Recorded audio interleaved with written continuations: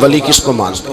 اللہ تبارک و تعالیٰ نے 4 کتابیں نازل فرمائی، اللہ دے دیتا حضرت جبریل سب کی چھتوں پہ، اللہ کے فرشتے بارش برساتے ہیں نا، کتابیں بھی برس سکتی تھی نا، چھتوں پہ گرا دیتا کہ لو پڑھو، لیکن اللہ نے کتابیں 4 بھیجی، نبی 1 لاکھ کم و بیش 24,000 عطا فرمایا۔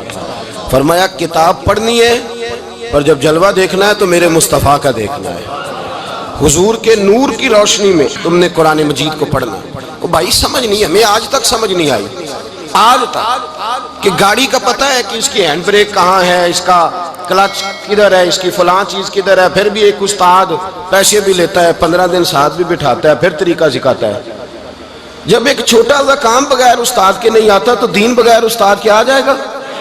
اور دین کے مسئلے باریک ہیں، یاد رکھیں، شیطان حملے کرتا ہے، باریک بات ہے۔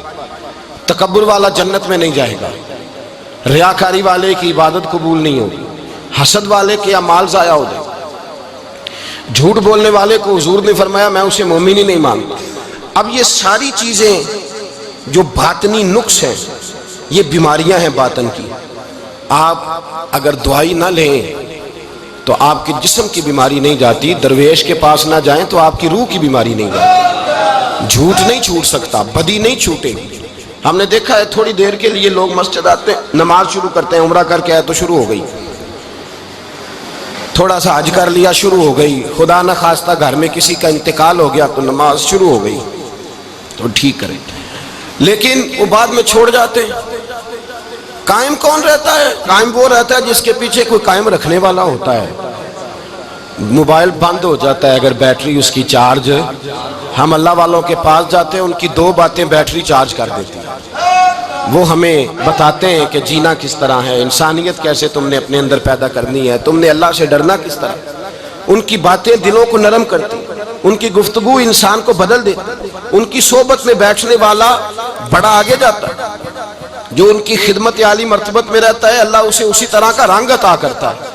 سنیں میرے نبی پاک سید عالم علیہ السلام کے صحابی حضرت ابو ذر غفاری نے پوچھا حضور ایک بندہ نیک لوگوں سے پیار کرتا ہے پر ان کی طرح کے کام نہیں کرتا، اس کے بارے میں حکم کیا ہے؟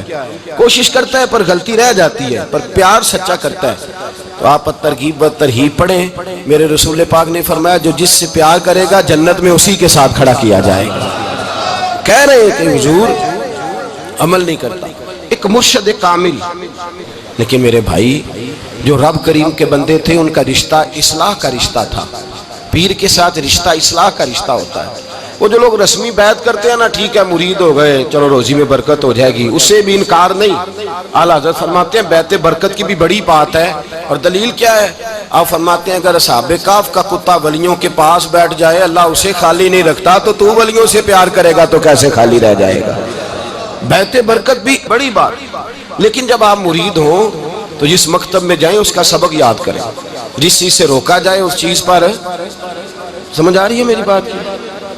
لوگ کہتے ہیں جی معرفت کیا ہوتی ہے، تو معرفت آپ قرآن مجید کا 15واں سپارہ آخر سے اور 16واں سپارہ شروع سے پڑھیں، حضرت خضر اور جناب موسیٰ کا واقعہ دیکھیں، وہ ساری معرفت کی بات ہی تو ہے۔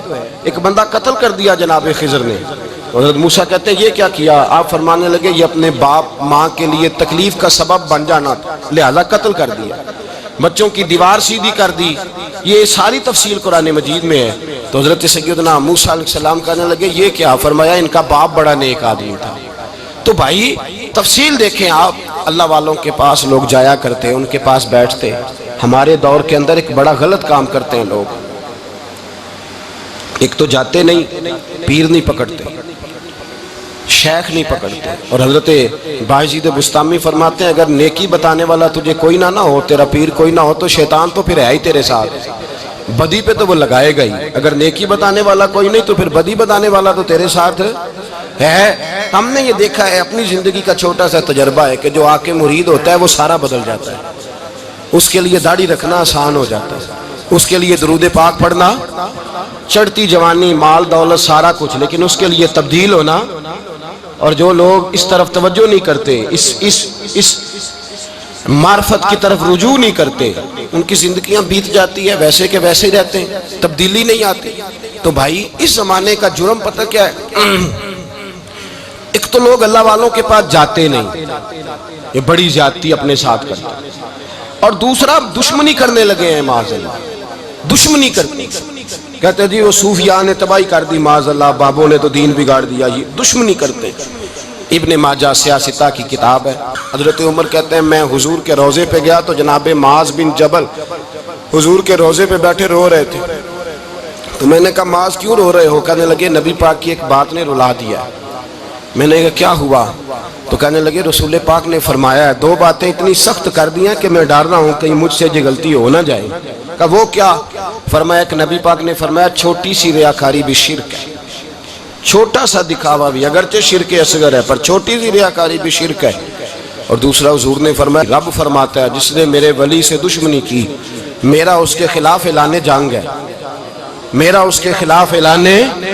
دو جرم ایسے ہیں جن کے بارے میں اللہ نے فرمایا میں تم سے جنگ کروں گا، ایک فرمایا اگر تم سود نہیں چھوڑو گے تو جنگ کروں گا، ایک فرمایا میرے ولی سے دشمنی کرو گے تو میں تمہارے ساتھ، بولیے میں تمہارے ساتھ جنگ کروں گا، اگر تم نہیں چھوڑو گے تو میں جنگ کروں گا۔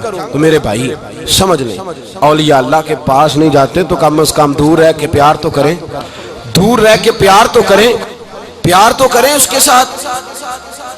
اور اللہ کے ولیوں کی دشمنی بڑی خطرناک ہوتی ہے۔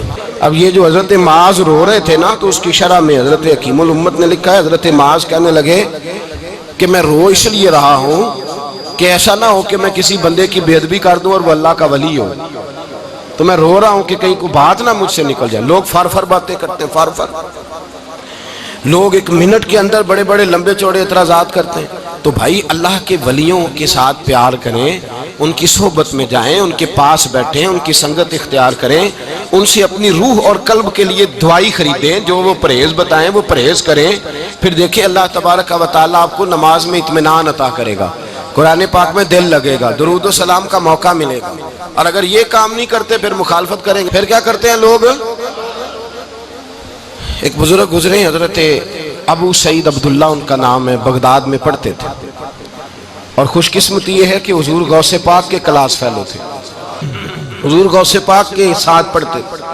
حضرت عبداللہ فرماتے ہیں کہ میں بھی پڑھتا تھا تو ایک بڑا لائق سٹوڈنٹ تھا، اس کا نام تھا ابن سقا، وہ بھی پڑھتا تھا۔ فرماتے ہیں بغداد میں شور ہوا کہ ایک محمد غوث نام کے بزرگ آئے ہیں بغداد، ان کی کرامت یہ ہے کہ وہ ایک منٹ کے لیے موجود ہوتے ہیں اور اگلے منٹ وہ غائب بھی ہو جاتے ہیں۔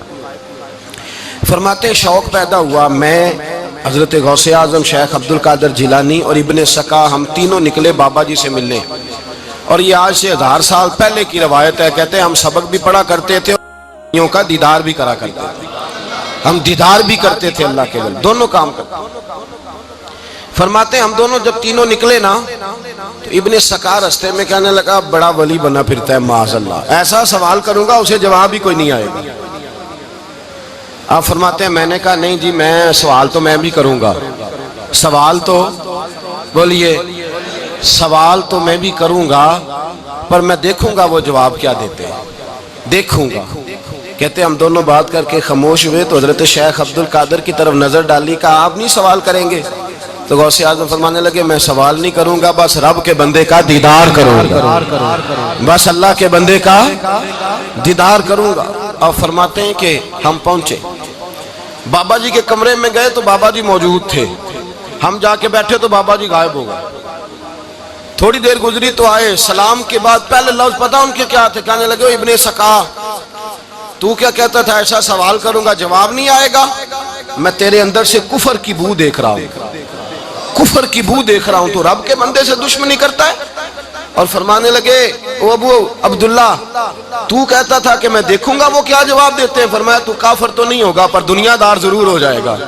کہتا پھر بابا جی نے رخ پھیرا غوث پاک کی طرف اور کہنے لگے عبد القادر تو کہتا تھا میں رب کے بندے کا دیدار کرنے جا رہا ہوں، فرمایا جا میں تجھے دعا دیتا ہوں جب تک تیرا قدم نہیں لگے گا اللہ کسی کو ولایت عطا نہیں کرے گا، جا میں تجھے دعا دیتا ہوں جب تک تیرا قدم نہیں لگے گا رب کسی کو ولایت۔ حضرت ابو عبداللہ فرمایا کرتے تھے ہم آ گئے، ابن سقا پھر نہ مانا، کہنے لگا نہیں نہیں ایسے ہی بات کر دی ہے، اس تو کوئی علم غیب ہے معاذ اللہ۔ کہتے ہم نے دیکھا وہ سب سے بڑا عالم بنا، مناظر بنا، بڑی تقریریں کرتا، واضح کرتا۔ پھر وہ روم چلا گیا، روم کے بادشاہ نے اسے وزیر اوقاف بنا لیا۔ پھر ایک دن روم کے اس عیسائی بادشاہ کی بیٹی اسے پسند آ گئی، کہنے لگا میں نے شادی کرنی ہے۔ کہتے ہیں بادشاہ کہنے لگا کر دوں گا شادی، پر تجھے عیسائی ہونا پڑے گا۔ کہتے ہیں مارا قسمت کا معاذ اللہ ثم معاذ اللہ، نقل کفر کفر نہ باشد، عیسائی ہو گئے۔ آپ فرماتے ہیں مجھے بھی ایک بادشاہ نے بلا لیا، اس نے مجھے بھی ایک عہدہ دے دیا، میری بھی دنیا میرے کانوں تک آ گئی، بڑی جان چھڑاتا ہوں دولت سے، مال سے، شہرت سے، پر میری چھوٹتی نہیں۔ آپ فرماتے ہیں ہوش اس دن آئی جس دن بغداد کے منبر پر بیٹھ کر اور 70,000 کے مجمع میں کھڑے ہو کے غوث اعظم نے فرمایا آؤ بھائی، جس نے ولایت لینی ہے عبد القادر کے پاس آؤ، میں قدم رکھتا جاؤں گا، اللہ ولایت عطا کرتا چلا جائے گا، آؤ میرے پاس میں ولایت دیتا ہوں۔ ہر مشکل دی کنجی یارو ہاتھ مرداں دے آئی، تے مرد نظر کرے جس ویلے مشکل رہے نہ کائی۔ لوگ دشمنی کرتے ہیں، اللہ والوں سے اللہ ملتا ہے، اللہ کے بندوں سے معرفت کا حسن ملتا ہے، اللہ کے بندے بیعت اپنی کرتے ہیں، جھکاتے اللہ کی بارگاہ۔ اللہ تبارک و تعالیٰ کے بندوں کے پاس بیٹھنے سے رسول اللہ کا پیار ملتا ہے، اللہ کے بندوں کی صحبت حضور کے دروازے تک لے جاتی ہے، رب کریم کے بندوں کی صحبت عاجزی سکھاتی ہے، اللہ کے بندوں کے پاس بیٹھنے والے اللہ اللہ کرنے لگتے ہیں، رب کریم کے بندوں کے پاس بیٹھنے والوں کو سجدے کا نور حاصل ہوتا ہے۔ اور میرے بھائی اگر تو نے کسی کے ہاتھ میں ہاتھ دیا ہو تو ملے گا کیا؟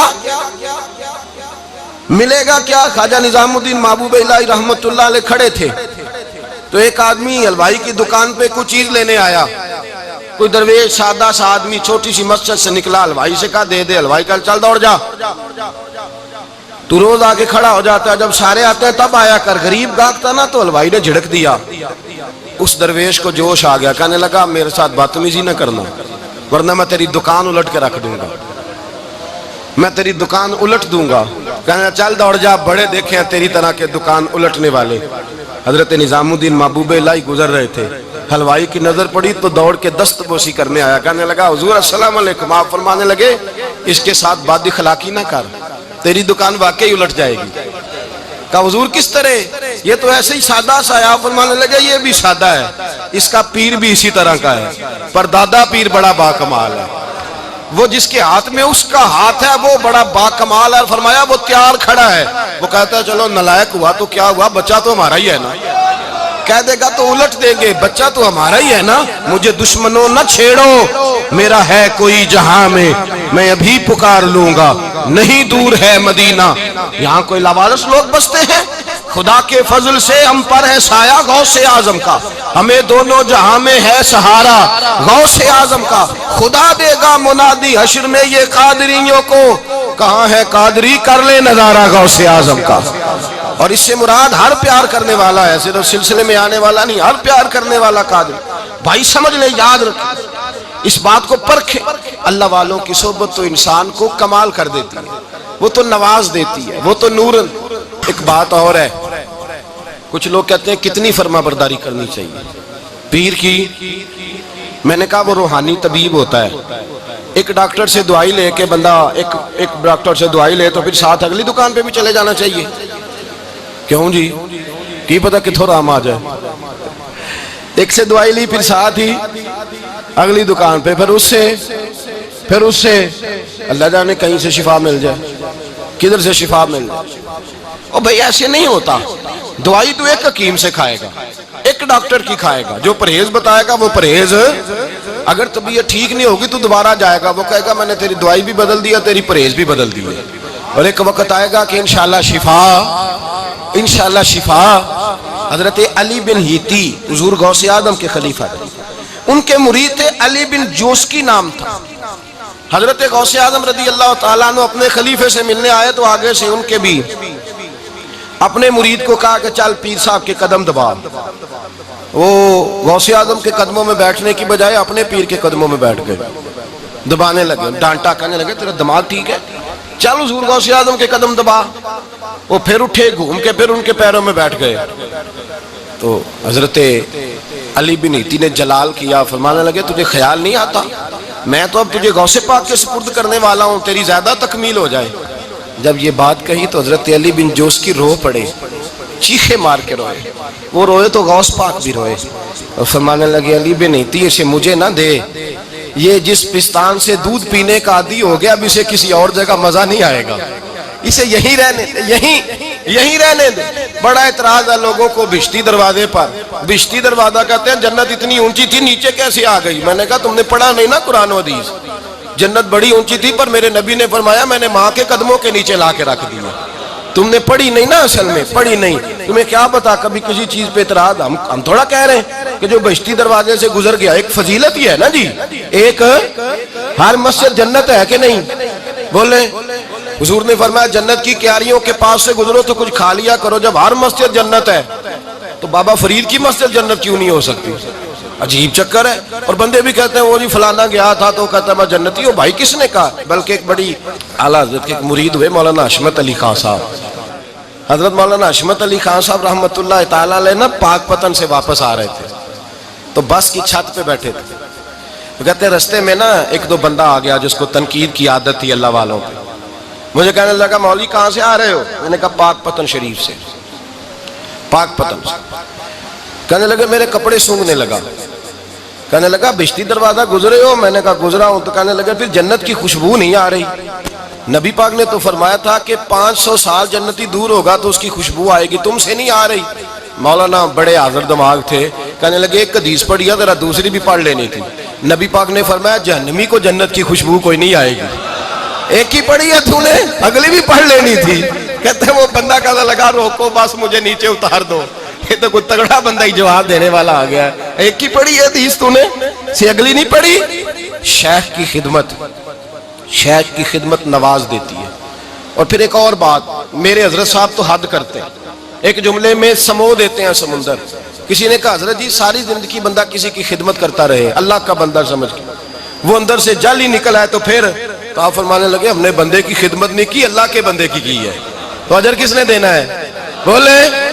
اول تو ایسا ہوتا نہیں، اول تو ایسا طلب پیدا کریں. آج لوگوں میں طلب نہیں. کہتے ہیں بڑیاں جگہ تے گیا ملیا کچھ نہیں. میں کہتے رہتے طلب نہیں پائی.